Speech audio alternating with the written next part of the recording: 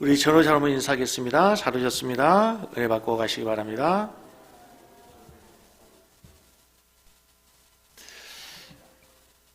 오늘이 1년 52주 가운데 마지막 쉬운 두 번째 주일입니다. 이 자리에 함께한 우리 모든 성도님들 주님의 이름으로 환영합니다.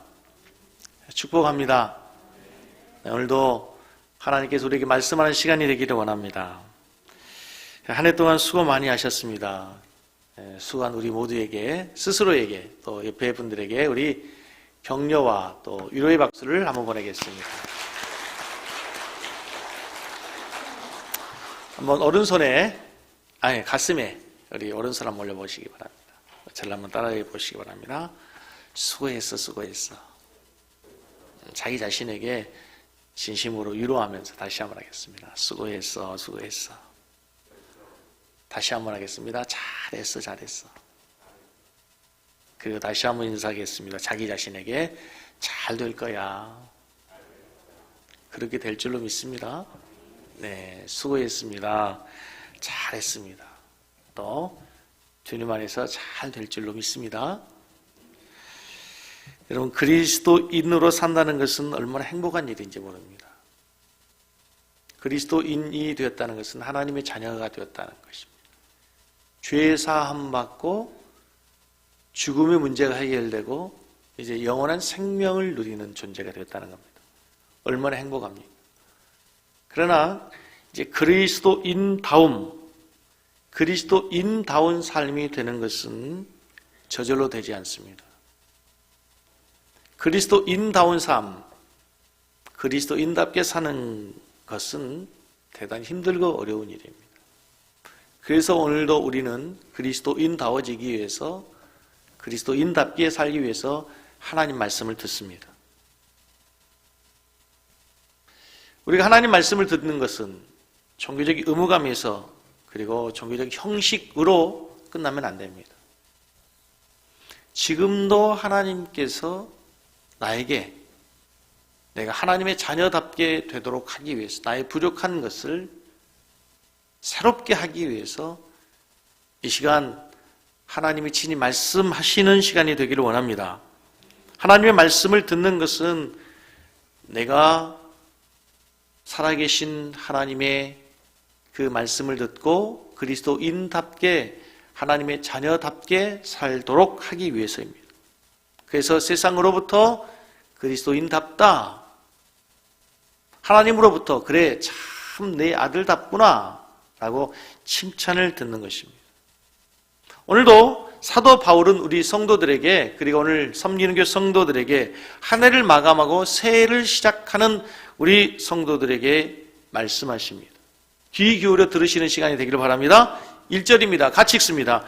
그러므로 형제들아, 우리가 끝으로 주 예수 안에서 너희에게 구하라고 권면하노니 너희가 마땅히 어떻게 행하며 하나님을 기쁘시게 할 수 있는지를 우리에게 배웠으니 곧 너희가 행하는 바라 더욱 많이 힘쓰라. 어떻게 행하였는가 너희들이 배웠다. 하나님의 자녀로서 그리스도인으로서 너희가 어떻게 행해야 되는가를 이제 배웠으니 배운 대로 살라는 것입니다. 한 해를 마감하는 주일입니다. 여러분, 한 해 어떻게 사셨습니까? 그리고 또 새롭게 시작되는 한 해 어떻게 사시겠습니까? 어떻게 사셨습니까? 어떻게 사시겠습니까? 근데 여러분, 우리가 어떤 행동을 하기 위해서 중요한 것은 내가 먼저 누구인가, 내가 어디에 소속되어 있는가를 아는 것입니다. 내 행동을 하기 전에, 내 행동을 결정하기 전에, 어떤 판단을 하기 전에 중요한 건 내가 누구인가, 내가 어디에 소속되어 있는가를 먼저 기억하면 그 해답이 쉽게 나올 수가 있습니다. 여러분이 여러 가지 신분이 있습니다. 아버지로, 어머니로. 회사에 가시면 사장님으로, 중간간부로, 신입사원으로. 교회 오시면 목사로, 장로로, 셀리더로, 성도로, 교사로. 내 신분이 있습니다. 내 신분이 뭐지? 내가 누구지? 어디에 속해 있지? 그것에 대하여서 내가 정이 내려지면 행동은 자연스럽게 따라오게 된다는 것입니다. 성경에는 많은 계명들이 있습니다. 많은 요구들이 있습니다. 근데 우리들이 그 율법 앞에, 그 요구 앞에, 명령 앞에 온전하게 살기가 참 어렵습니다. 왜냐하면 내가 누구인가를 자꾸 잃어버리기 때문에 그렇습니다. 연세대와 고려대가 이렇게 쌍벽을 이루면서 굉장히 그 스포츠 분야에서 경쟁하는 그런 관계가 있습니다. 그래서 두 학교의 운명을 걸고 명예를 걸고 각 종목에서 경기하면 그것을 연고전이라고 하고 고대생들은 고연전이라고 합니다. 사람들은 누구 편을 드는가요? 그 연대생들, 고대생들은 치열하게 자존심을 걸고 두 학교가 모든 학생들이 총동원돼서 응원하면서 열심히 경기를 하는데 대부분의 사람들은 아무 편도 들지 않습니다. 왜 그렇습니까? 나와 아무런 관계가 없기 때문에 그렇습니다. 연대가 이겨도 상관없고 고대가 이겨도 상관없습니다. 왜요? 아무 상관없기 때문에. 그러나 열심히 연대를 응원합니다. 연대생이기 때문에. 고대생은 고대를 열심히 응원합니다. 왜 그렇습니까? 자기가 어디에 소속되어 있는가, 내가 누구인가를 너무나 쉽게 분명하게 알기 때문에 자연스럽게 연대를, 고대를 응원하게 된다는 거예요. 종종 우리가 신앙의 결단을 요구합니다. 이렇게 살아야 됩니다. 이렇게 해야 됩니다. 잘 되지 않습니다. 어렵습니다. 왜 그런가요? 내가 누구인지를 놓치기 때문에, 내가 어디에 소속되어 있는가를 잃어버리기 때문에 그렇다는 거예요. 여러분, 내가 누구냐? 나는 크리스찬이다. 하나님의 자녀다. 십자가의 은혜로 구원받은 하나님의 백성이 되었다. 예수님께로부터 부름받은 주님의 제자다. 이걸 안다면 내가 어떻게 행해야 되는지 중요한 순간마다 어렵지 않게 우리들이 쉽게 행동할 수 있다는 것입니다. 그래서 중요한 순간마다 반복적으로 물으십시오. 내가 누군가? 내가 어디에 소속되어 있는가? 그러면 행동이 쉽게 나올 수 있습니다. 사도 바울은 서신서를 쓸 때 늘 1장 1절이 이렇게 됩니다. 에베소서, 갈라디아서, 빌립보서, 고린도서 다 첫 번째 뭐라고? 예수 그리스도의 종 나 바울은 이렇게 시작해요. 자기가 누구인 걸 알아요. 자기의 소속이 어디인지를 안단 말입니다. 그러니 바울 사도가 어떻게 살아야 되는지를 너무너무 분명하게 알게 되는 거예요. 다메섹 도상에서 사도 바울은 예수님을 극적으로 만났습니다. 다메섹 도상으로 가는데 갑자기 하늘에서 영음이 들립니다. 사울아, 사울아, 내가 어찌하여 나를 핍박하느냐? 주여, 누구십니까? 도대체 이 백주 데나스에 나타나신 당신 누구십니까? 나는 네가 핍박하는 예수다. 그러시면서 주님이 왜 바울에게 나타났는지, 왜 사울에게 주님이 찾아오셨는지 말씀합니다. 내가 너를 이방인에게 복음을 전하는 이방인의 그릇으로 너를 사용하겠어. 너를 불렀다. 바울은 일평생 그것을 기억했습니다. 그래서 복음 사역을 하는 데 있어서 많은 어려운, 많은 환경, 수많은 고통들이 따라옵니다. 때로는 배고픔, 때로는 강도 위협, 강의 위협, 동족의 위협, 감옥에 가고 태장을 맞고 죽을 고비를 넘깁니다. 흔들림이 없습니다. 왜 그렇습니까? 자신이 누구인지를 알았어요. 자신이 왜 이 길을 가야 되는지를 분명하게 바울은 기억하고 있는 거예요. 자기를 부르신 그 주님 앞에 어떠한 삶을 살아야 되는지 알기 때문에 아무리 힘들어도 어려워도 역경이 있어도 흔들림이 없습니다.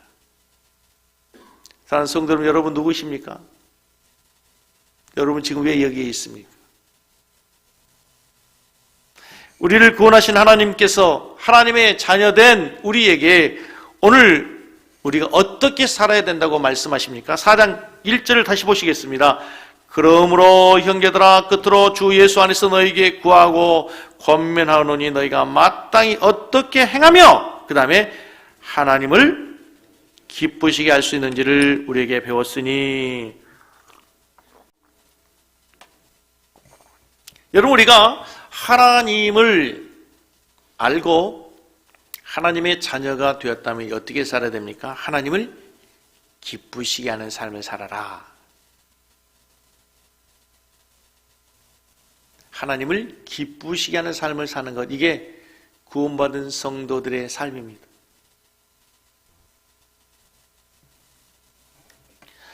사도 바울은 예수를 만나기 전에 그리고 만난 이후의 삶, BC와 AD 삶이 너무 분명하게 다릅니다. 예수를 만나기 전에 사울이라는 이름을 가졌습니다. 큰 자랑갑니다. 자기는 출세와 자신의 명예를 위해서 열심으로 살았던 사람입니다. 자기 자신을 위해서, 자기가 큰 자가 되기 위해서, 자기가 큰 자로 자기 인생의 주인으로 살았습니다. 그러나 예수를 만나고 난 다음에 이름을 바꿉니다. 사울이 바울 됩니다. 작은 자라는 뜻입니다. 자신은 없습니다. 자기 안에 사신 이가 그리스도입니다. 자기 안에 사신 예수님이 높임을 받고 예수님이 높아지고 예수의 이름이 드러날 수 있다면 자신은 어찌해도 상관없습니다. 때로는 핍박과 모욕을 당하고 때로는 태장에 맞고 감옥에 가고 죽음의 위협을 당해도 그것이 주님을 위하는 일이라면, 주님을 기쁘시게 하는 일이라면 얼마든지 기쁨으로 나아갔습니다. 데살로니가서 2장 4절에 바울은 이렇게 이미 고백했어요. 오직 하나님께 옳게 여기심을 입어 복음을 위탁받았으니 이와 같이 말하면 사람을 기쁘게 하려 함이 아니오. 같이 있습니다. 오직 우리 마음을 감싸신 하나님을 기쁘시게 합니다. 지금 바울 사도가 데살로니가에 가서 복음을 전한 이유도 뭐예요? 사람을 기쁘게 하려고 하는 것이 아니고 하나님을 기쁘시게. 이 편지를 쓰는 이유도 뭐예요? 하나님을 기쁘시게 하기 위해서.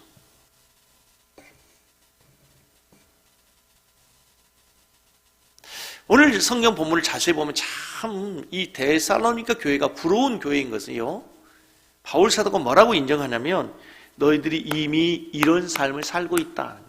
너희들이 하나님을 기쁘시게 하는 삶을 살았다고 인정하고 칭찬합니다. 그렇게 살았지만 더욱더 힘쓰기를 원한다라고 얘기하는 거예요. 너희들이 그렇게 하나님을 기쁘시게 하기 위해서, 하나님을 높이기 위해서 너희들이 이렇게 살았지만 난 더욱 너희들이 그렇게 살아가기를 원한다. 바울 사도는 너희들이 그럼 하나님을 기쁘시게 하는 삶이 무엇인지를 구체적으로 오늘 세 가지로 얘기합니다. 하나님을 기쁘시게 하는 삶이 뭡니까? 첫 번째, 4장 3절에서 5절 말씀 같이 읽겠습니다. 하나님의 뜻은 이것이니 너희의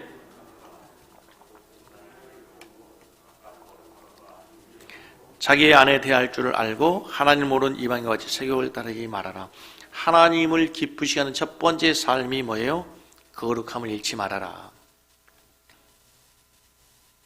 하나님의 뜻은 이것이니 너희의 거룩함이라.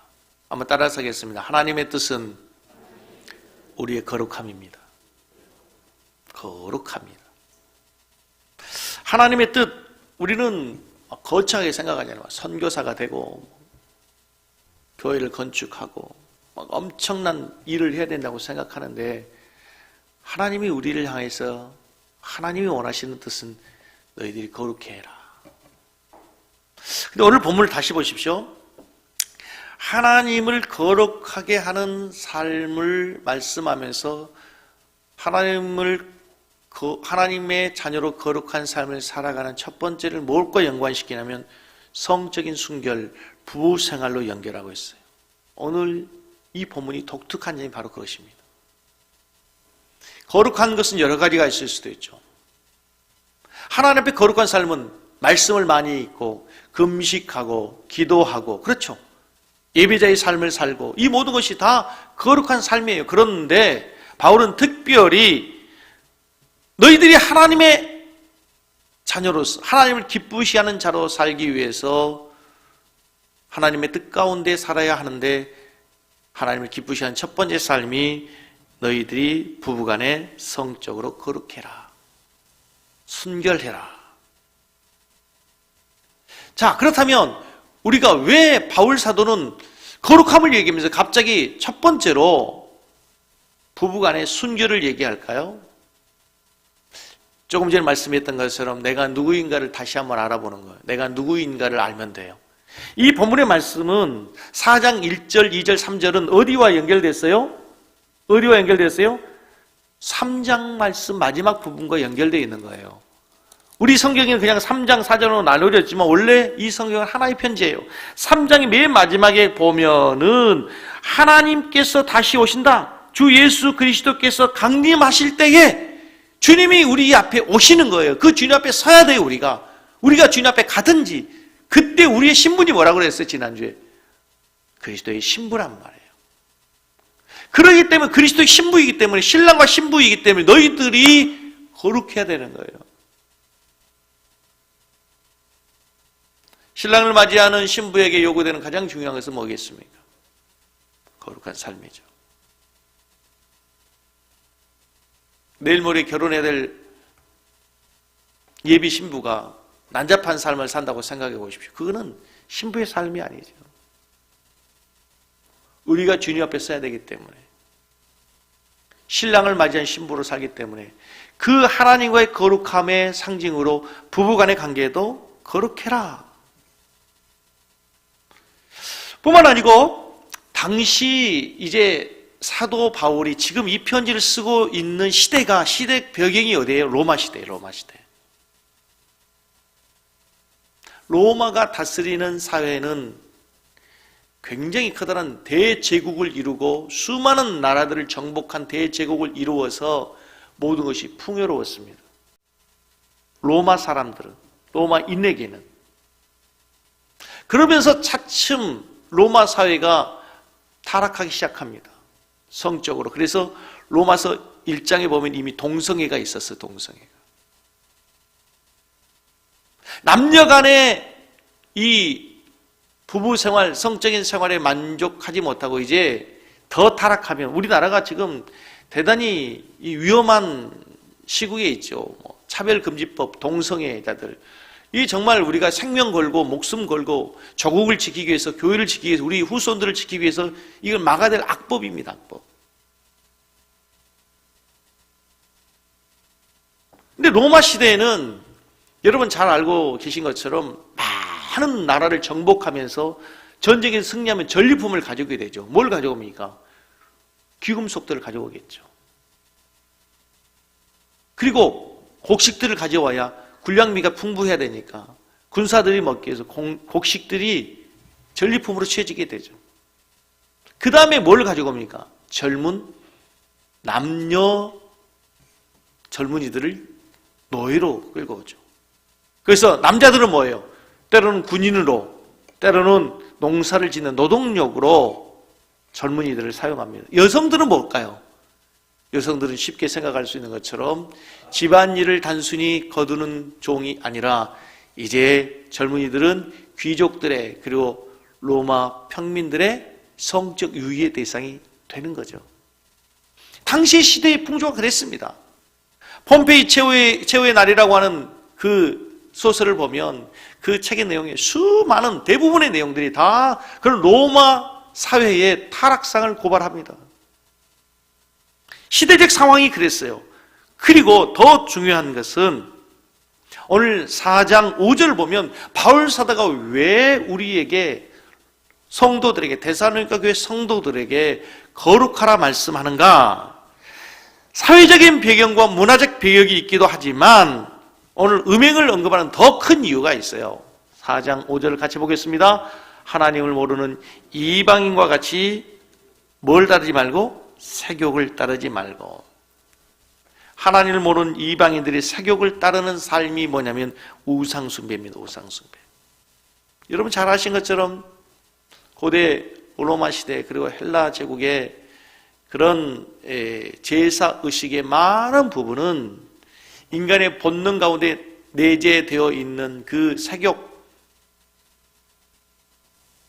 인간의 본능 가운데 있는 그런 어떤 성적 욕망을 자연적으로 표출하면서 즐길 수 있도록 만들어낸 게 우상 숭배하는 제사의식이에요. 대표적인 여러분 바알 숭배, 그 바알 귀신에게 제사하는 제사의식이 뭔지 아시잖아요. 섹스 파티를 하는 거예요. 공식적으로.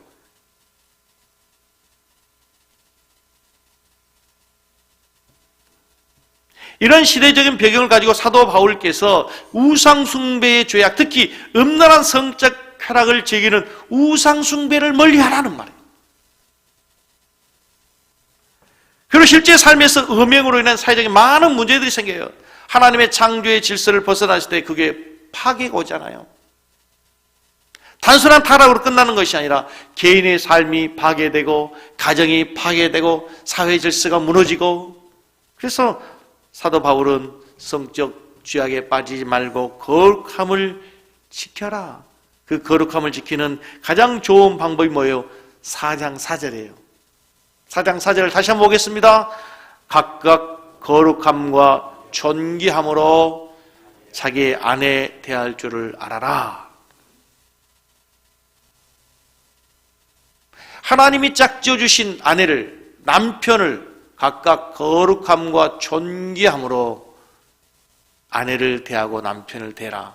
이 말씀은 아내들을 향해서는 남편을 대해라, 남편들을 향해서는 아내를 그렇게 거룩함과 존귀함으로 대하라는 그런 의미예요.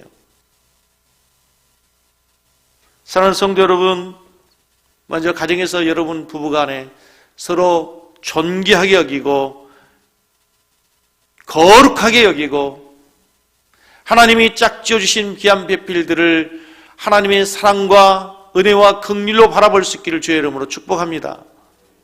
할렐루야.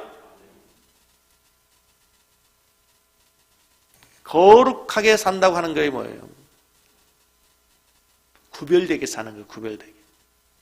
우리가 세상 속에 살다만 세상의 풍파에 휩쓸려서 세상의 풍파와 세속의 물결과 문화에 사는 것이 아니고 구별되게 사는 거예요. 두 번째, 오늘 하나님을 기쁘시게 하는 삶이 뭡니까? 오늘 본문 말씀에 보면은 하나님을 기쁘시게 하는 생활로 형제를 사랑해라. 4장 9절 말씀, 형제의 사랑에 관하여는 너에게 쓸 것이 없으면 너희들 자신이 하나님의 가르침을 받아 서로 사랑합니다. 너희가 마게도냐 온 형제에 대하여 과연 이것을 행하도다. 마게도냐 형제들에 대하여 이것을 행한다는 말은 뭐예요? 너희들이 마게도냐 형제들에게 너희들이 사랑을 베푸는 삶을 살고 있다. 권하노니 더욱 그렇게 행하라. 지금 하고 있는 것 잘하고 있다. 지금 잘하고 있지만 더 그렇게 사랑하며 사랑을 실천하며 살아라. 그것이 하나님이 기뻐하신 일이다 하는 거예요.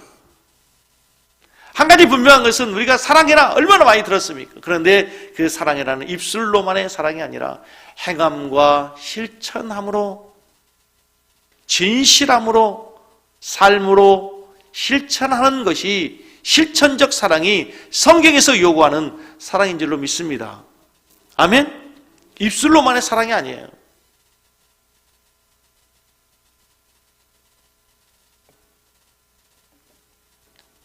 여러분 새해에 어떻게 사시고 싶으세요? 2021년을 돌아보시면서 가장 안타까운 일이 뭡니까? 우리가 죽을 때 보면 대부분 사람들이 다 후회하는 것이 더 사랑하지 못한 것. 남편에게, 아내에게, 자식에게 좀 더 잘해주지 못한 것. 그것을 후회하지 않습니까? 새해는 우리가 더욱더 행함과 진실함으로 사랑할 수 있는 성도들 되길 원합니다. 오늘 데살로니가 교회 성도들을 향해서 바울이 너희들이 정말 형제들을 사랑하는 것을 잘 행하고 있다. 내가 더 이상 잔소리할 필요 없이 너희들이 그렇게 잘 행하고 있는 걸 보니 너무 기쁘다. 얘기한 것처럼 우리 교회 성도들이 우리 교회를 향해서 다 한결같이 고백했으면 좋겠어요. 우리 교회 가면 사랑이 넘치고 풍성하고 우리 모두가 정말 사랑의 공동체가 되었다고 하는 것을 모두가 다 고백하면서 사랑의 은혜에 우리들이 감격하며 살아가는 신앙생활하는 우리 교회와 성도들 되기를 간절히 원합니다. 물어보겠습니까? 물어보겠습니다. 그럼 여러분, 구체적으로 사랑이 뭡니까? 사랑이 뭐냐고 물으신다면 뭐라고 말씀하시겠습니까? 사랑이 뭔가에 대해서 정의를 고린도전서 13장에 가면 정말 잘 해놨어요. 사랑은 오래 참고 온유하며 시기하지 않고 쫙 나와 있어요. 근데 저는 어제 성탄절 축하 공연, 우리 교육부서, 주일학교, 유치부 이런 아이들을 보면서 사랑이 뭔가 제가 나름대로 정의했어요. 고린도전서 13장에 없는 말이에요. 사랑이 뭐냐면요, 함께 기뻐하는 거예요. 사랑이 뭐냐고 물으신다면 뭐라고 대답하겠어요? 함께 기뻐하는 거예요. 고린도전서 13장에도 그 말이 있네요. 진리와 함께 기뻐하고 있어요. 함께 기뻐하는 거예요. 여러분, 아무리 재능이 뛰어난 가수가 공연을 해도 마음에 사랑이 없으면 단점만 보입니다. 조용필이, 조수미가 노래하고 K-팝 스타 누가 해도, 나는 BTS가 그렇게 세계적인 K-팝 가수인데도 불구하고 나는 그 BTS 노래를 들으면서 막 감동을 받거나 막 흥분돼 본 적이 없어요. 그런데요, 어제 우리 유치부 아이들이 이렇게 와가지고 서가지고 있는데요, 왜 이렇게 그렇게 기뻐요? 하지 않아도 노란색 그 병아리 옷을 입고만 있는데 그것만 보는 것도 줄도 안 맞아. 율동도 하나도 받지 않아요.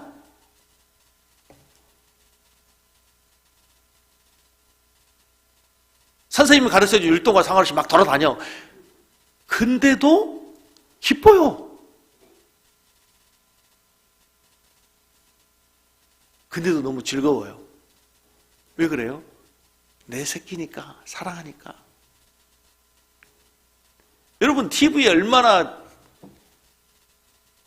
멋지게 공연하고 멋지게 춤을 추는 가수들이 많습니까?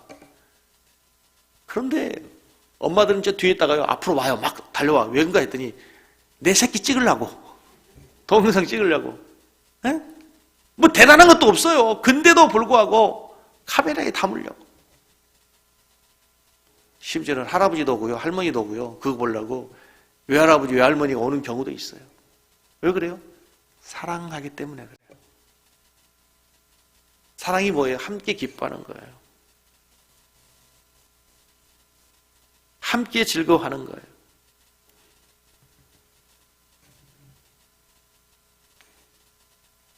뭘 봐도 기뻐할 수 없고 자꾸 화가 난 거는요, 사랑을 잃은 것입니다. 교회 오셔서 기쁘지 않고 즐겁지 않으면요, 내 마음에 사랑이 식은 겁니다. 집 나간 동생이 돌아왔습니다. 누가복음 15장에 보면 탕자가 집에 돌아와요. 아버지가 그 아들을 위해서 송아지를 잡고 잔치를 벌립니다. 아빠도 기뻐하고 동네 사람들이 다 기뻐한 잔치가 열렸습니다. 그런데 형은 화가 났습니다. 누가복음 15장 29절로 30절을 보면, 누가복음 15장 29절로 30절 보면 같이 보겠습니다. 아버지께 대답하여 이르되 내가 여러 해 아버지를 섬겨 명을 어김이 없거늘 내게는 염소 새끼라도 주어 나로 내 벗으로 즐기게 하신 것이 없나이다. 아버지의 살림을 창녀들과 함께 버린 이 아들이 돌아오매 이를 위하여 살찐 송아지를 잡으셨습니다. 아들이 돌아왔습니다. 동생이 돌아왔어요. 그런데 형은 기뻐하지 않습니다. 동생을 얻은 기쁨보다 집안의 송아지 잃어버린 것이 더 안타깝습니다. 내가 아버지의 명을 어기지 않고 내가 그렇게 열심으로 성실하게 아버지 섬기고 집안일을 했을 때 아버지는 나에게 염소 새끼 한 마리 잡아준 적 없습니다. 그런데 동생에게는 송아지를 잡고 잔치를 베풉니까? 웬일입니까? 이래도 되는 겁니까? 그때 아버지가 이야기합니다. 내 동생이 죽었다 살아났다. 31절 보시면 내 동생이 죽었다 살아났으니 어찌 기뻐하지 않을 수 있느냐? 아들이 돌아왔다. 동생이 돌아왔어. 어찌 기뻐하지 않을 수 있겠느냐? 여러분, 함께 아파할 수 없으면 사랑이 아닙니다. 함께 기뻐할 수 없으면 사랑이 아닙니다. 함께 울어주고 함께 기뻐해주고 박수 쳐주고 응원해주고 기도해주는 우리 성도들 되기를 축복합니다. 그게 사랑인 거예요. 데살로니가 교회는 너무 열심히 사랑했어요. 잘하고 있다, 잘하고 있어. 잘하고 있어. 그러나 더욱 그렇게 되기를 원한다. 우리 교회의 성도들이 한 해 동안도 열심으로 성실하게 성도를 사랑하고 섬겼지만 잘했지만 더욱 잘할 수 있기를 주의 이름으로 축복합니다. 아멘.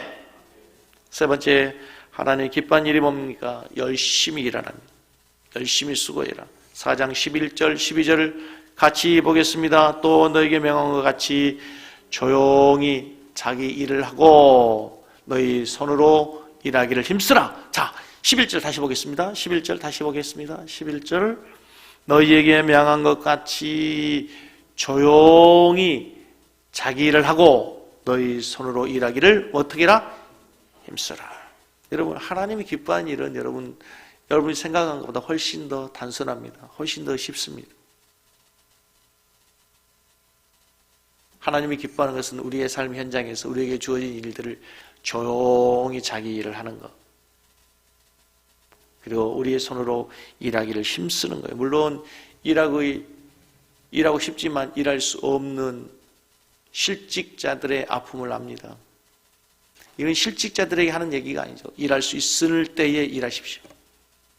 여러분, 하나님의 일도, 세상의 일도, 직장의 일도 여러분 일할 수 있음에 감사하고 충성하는 여러분 되기를 주의 이름으로 축복합니다. 직장에 다닐 수 있는 게 얼마나 감사한 일입니까, 여러분? 일할 수 있다는 게 얼마나 큰 축복입니까? 일하고 싶은데 일할 수 없는 게 얼마나 크다는 고통입니까? 서울의 그 파고다 공원에 가면 어르신들, 노인들이 많이 모여있다고 그러지 않습니까? 그 곳을 보면서 부러워하는 사람이 있습니까? 아이고, 나도 저기 놀고 싶다. 그런 사람이 있어요. 물론 잠깐 일하다가 실수는 있겠지만 할 일이 없는 것과는 다릅니다. 여러분, 교일도 마찬가지입니다. 여러분, 교일도 마찬가지예요. 여러분, 교회 오늘도 여러분들이 여러분의 발로 여러분이 손수 운전하고 교회로 오실 수 있었던 거 감사하십시오. 오고 싶지만 올 수 없는 때가 와요. 일하고 싶지만 일할 수 없는 때가 온다고요.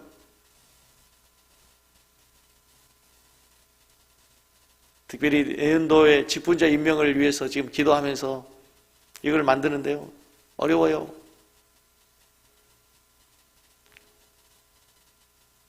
여러분, 송구 영신 예배 때 오시면 이제 내년 직분자 임명하는 걸 나눠드릴 텐데 보시고 임명을 받으셨거든.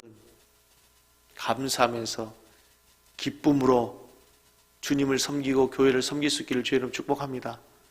아멘. 열심으로 일하십시오. 기회가 주어졌을 때, 할 수 있는 능력이 있을 때, 건강이 있을 때. 근데 여러분, 우리가 하나님의 자녀가 되었기 때문에 세상의 일도 열심히 해야 되지만 하나님의 일도 더욱더 열심히 하는 자들이 되어야 돼요.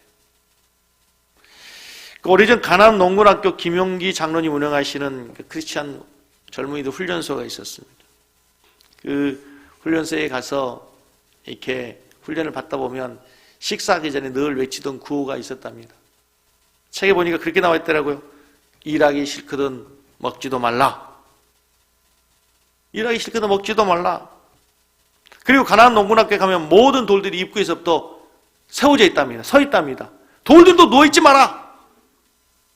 돌들도 누워있지 마라. 일부러 다 돌들을 세워놨어요. 훈련 받으러 온 크리스찬 젊은이들에게 열심으로 성실하게 힘쓰이라는 의미로 돌들을 세워놓은 거죠. 왜 열심히 살아야 되는가? 바울 사도는 자신이 쓸 것을 채우기 위함도 있지만 한 걸음 더 나아갑니다. 에베소 4장 28절을 보시면 에베소 4장 28절에 보면 도둑질하는 자는 다시 도둑질하지 말고 돌이켜 가난한 자에게 구제할 수 있도록 자기 손으로 수고하여 선한 일을 행하라. 에베소 4장, 에베소 1, 2, 3장까지는 우리가 어떻게 하나님의 은혜로 구원을 받았는가, 그리고 교회의 영광스러움이 무엇인가를 에베소서에서는 설명해요. 3장까지 그걸 설명하고 나서 4장 그러므로 너희들이 이렇게 살아야 된다 말씀하면서 28절에서 이제는 너희들이 예수 믿기 이전에는 그리스도의 은혜로 구원받기 전에는 도둑질하며 살 수도 있었다. 남의 것을 훔쳐서 살아갈 수도 있었다. 그러나 이제는 도둑질하지 마라. 도둑질하는 자는 다시 도둑질하지 말고 오히려 도둑질하며 남의 인생에 해 끼치고 남에게 피해를 끼치며 살지 말고 돌이켜 이제 가난한 자에게 구제할 수 있도록 손으로 수고하여 선한 일을 해라. 그러니까 여러분, 우리가 열심히 성실히 살아야 되는 것은 단순히 나 혼자 잘 먹기 위해서, 나의 출세를 위해서, 나의 성공을 위해 사는 것과 차원이 또 달라요. 성경에서는 바울 사도가 우리 열심히 일해야 되는 목적, 아침에서부터 저녁 늦게까지 땀 흘려 수고해야 되는 이유가 달라요. 내 성공과 내 야망을 위해서, 나의 이름을 높이기 위해서, 그것이 아니라 이제 가난한 자들을 구제할 수 있도록 여기에 밑줄 쳐야 되는 거예요. 밑줄 쳐야 되는 거예요. 얼마나 멋진 삶입니까, 여러분? 요즘에 새로 생겨진 선교적 용어 가운데 하나가 실버 선교사라는 용어가 있습니다. 그러니까 한국에서 대기업에서 아니면 이제 직장에서 은퇴를 하잖아요. 이제 충분히 자기 노후 모든 것이 다 보장되어 있어요. 노후 생활할 수 있는 준비도 다 됐어요. 집도 있고 뭐 연금도 받고 충분히 한국에서 누리며 살 수 있어요. 그런데 인생의 마지막 텀을 선교지에 가서 선교하며 사는 거예요. 자기가 가지고 있는 기술, 은사, 달란트 이것을 가지고 이제 선교지로 가는 거예요. 그 선교지에 가서 열악한 환경에 있는 젊은이들에게 꿈을 주고 희망을 주고 복음을 전하고 하나님의 사랑을 전하면서 살아가는 실버 선교사들이 있는 거예요. 얼마든지 이 땅에서 누리고 살 수 있고 이제 이 땅에서 쉬며 살 수도 있지만 또 다시 새로운 삶의 목적을 향해 나아가는 거죠. 우리 섬기는 성도님들도 이 땅에 사시는 동안에 더욱더 하나님 앞에 더욱더 아름답게 존귀하게 여러분의 삶이 은사가 달란트가 쓰임받는 삶이 되기를 주의 이름으로 축복합니다. 마지막 한 가지 이와 드리고 말씀을 정리해 보겠습니다. 그는 가난한 목사의 아들로 태어났습니다. 민주화 운동이 한창인 80년대 연대 교지 사건으로 강제 징집이 되었습니다. 블랙리스트에 올랐습니다. 회사 취직 안 됩니다. 명문대를 나왔음에도 불구하고 직장에서 받아들이지 않습니다. 아내는 가난으로 인해서 2번을 유산했습니다. 그래도 그는 희망의 편지를 씁니다. 그가 바로 매일 아침 편지를 쓰는 고도원 씨의 이야기입니다. 고도원의 농축땡청이 꿈 넘어 꿈입니다. 1차 꿈은 단순합니다. 돈 버는 것, 부자 되는 것, 성공하는 것, 돈 많이 벌어서 내가 내 인생의 성공을 이루는 것입니다. 그런데 꿈을 이룬 다음에 꿈이 있어야 된다는 겁니다. 그게 꿈 넘어 꿈입니다. 이건 자기중심이 아닙니다. 이기적이지 않습니다. 이기적이지 않습니다. 하나님의 꿈입니다. 하나님이 주신 꿈입니다. 여러분 잘 아시는 요셉의 이야기를 나눕니다. 요셉이 총리가 되었습니다. 위대한 자기의 꿈을 이룬 것입니다. 그런데 요셉은 거기에서 멈추지 않습니다. 자기가 유언합니다. 내 해골을 메고 가나안 땅에 가라. 그 말은 무슨 말입니까? 자기가 요셉이 애굽의 총리가 됐어요. 애굽에서 죽습니다. 애굽에서 끝나는 것이 아니라 나는 우리의 민족이 언젠가 저 가나안 땅에 하나님이 주신 약속의 땅에 하나님의 뜻을 이루고 하나님의 꿈이 이루어지는 그 민족의 구원을 바라보고 있는 거죠. 애굽의 총리로 끝나지 않습니다. 자기는 갈 수 없지만 자기 해골이 되어서라도 하나님의 약속의 땅 가나안 땅을 소망하고 있는 거죠. 저는 우리 섬기는 성도님들이 죽도록 일해서 일만 하다가 죽는 사람 되는 거 원하지 않습니다. 열심히 성실하게 일해서 1만 명을 먹여 살 수 있는 능력 있는 성도가 되기를 축복합니다. 1만 명을 먹여 살 수 있는 능력을 가지고 자기 혼자 잘 먹고 잘 사는 것은 하나님이 기뻐하는 일이 아닙니다. 1만 명을 먹여 살 수 있는 능력을 하나님 주시거든 1만 명에게 하나님의 사랑과 은혜를 베풀며 살 수 있는 우리 성도들 다 되실 주의 이름으로 다시 한번 간절히 축복합니다.